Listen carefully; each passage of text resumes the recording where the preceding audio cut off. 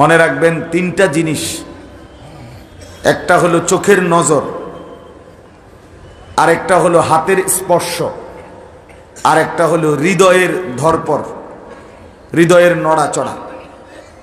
এই তিন জিনিসের সাহচর্য কোনো নেককার আল্লাহওয়ালা মুত্তাকি হক্কানি রব্বানি ওলামায়ে কেরামের কেউ যদি পায়, তার জিন্দিগি খুব দ্রুত পরিবর্তন হয়। বুঝছেননি আমার কথাটা? এক নম্বর কি বলেন তো? চোখের নজর, চোখের দৃষ্টি।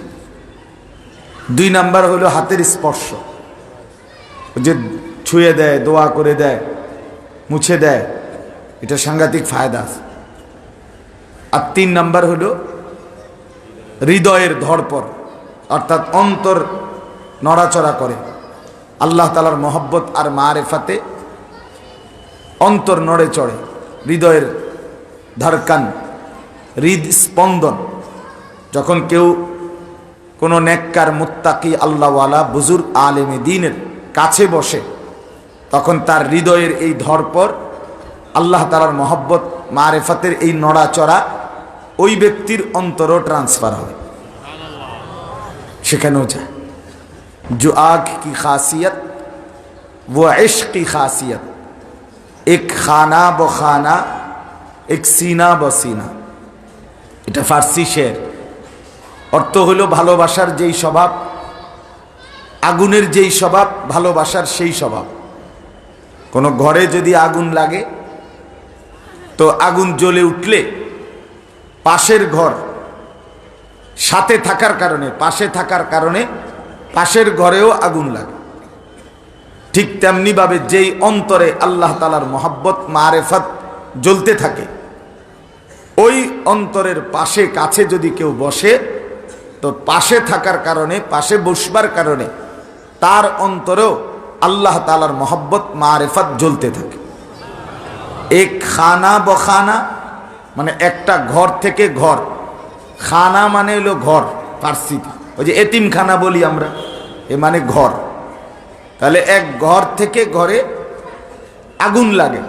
আর এক সিনা বসিনা, এটা হলো দিল থেকে দিলে আল্লাহ তাআলার মহব্বত মারেফত লাগে, জ্বলে। এজন্য দোস্ত আমার, বাপ আমার, সবার কাছে অনুরোধ, এটা খুব জরুরি। মোবাইলের এই প্রযুক্তির আধুনিকতার অথবা এই যন্ত্রপাতির এই আধুনিকতার কারণে দিন দিন আমরা প্রাণহীন হয়ে যাচ্ছি, প্রাণহীন। আপনি খেয়াল করবেন, একটা বাসে লক্ষ্মীপুর থেকে উঠছে, বাসে যাত্রী ঢাকা পর্যন্ত, প্রত্যেক সিটে মনে করেন দুইজন দুইজন যাত্রী, কিন্তু কেউ এই লম্বা পথ 5-6 ঘন্টা মনে করেন ঢাকা গেল, সায়দাবাদ, কেউ কারোর সাথে এখন অধিকাংশই কথা বলে না, কারো হাতে সময় নেই, সবাই 2 আঙ্গুলে অনবরত মোবাইল টিপতেছে। পাশে কে মানুষ বসছে না, অন্য কেউ, কোনো খবর নেই, প্রত্যেকেই আলাদা আলাদা আলাদা আলাদা। অথচ আগে তো এমন ছিল, এই চলার পথে কত মানুষের সাথে বন্ধুত্ব হয়ে গেছে, পরিচিত হয়েছে, আত্মীয়তার খোঁজ পাইছে, সম্পর্ক হয়েছে, পরিচয় হয়েছে, বিপদে আপদের সহযোগিতা হয়েছে। এখন আর এটা নাই,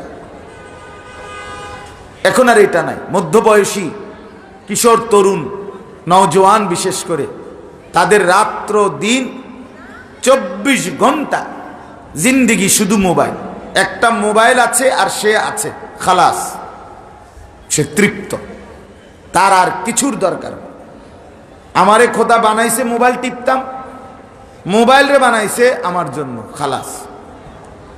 মোবাইল আছে আর আমি আছি, এরপরে যদি পৃথিবী থাকে বা না থাকে, পৃথিবী কাইত হয়ে যাক, শীত হয়ে যাক, আমার দরকার নেই। শীত হইলেও মোবাইল শীত হইয়া টিপমু, কাইত হইলে কাইত হইয়া টিপমু, তো মোবাইল বন্ধ হবে।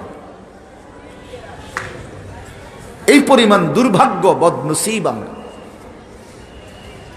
অথচ জীবন্ত মানুষের সাহচর্য, জীবন্ত মানুষের সান্নিধ্য ছাড়া খোদার কসম জিন্দিগির কাঙ্ক্ষিত পরিবর্তন হয় না। জীবনের কাঙ্ক্ষিত পরিবর্তন হয় না। পরিবর্তনের জন্য সরাসরি আল্লাহওয়ালার সোহবত, সান্নিধ্য, সাহচর্য এটা জরুরি। অনেক তালেবে ইলম ভাই আছো, আপনাদেরকেও বলি দোস্ত, কোন আল্লাহওয়ালা, কোন মুত্তাকি আলিমে দ্বীনের সংস্পর্শ ছাড়া জিন্দেগির রং ধরবে না। নিজে এই বয়সে সব বুঝে ফেললে হবে না। কিছু তালেবে ইলম অনেক সময় মনে করে আমি নিজেই এখন পণ্ডিত, মোবাইল আছে, মোবাইলে যা তা বলতে থাকে, লিখতে থাকে, মন্তব্য করতে থাকে। আমার এটা বলা উচিত না অনুচিত? আমাদের কুমিল্লার একজন বড় আলেম আছেন, আল্লামা মুফতি আমজাদ হোসাইন দামাত বারাকাতুহুমুল আলিয়া। হুজুর বলেন যে কথাও সহি হইতে হয়, ব্যক্তিও সহি হইতে হয়, মাওকা স্থানও সহি হইতে হয়। অর্থাৎ কথা তো সহি ঠিক আছে, ব্যক্তিও সহি ঠিক আছে, এইখানে বলা উপযোগী কিনা সেটাও লক্ষ্য রাখা যাবে। তাহলে আমার বয়স, আমার ওজন, আমার অবস্থা, এটাও তো খেয়াল করা আছে। এজন্য আমি অনুরোধ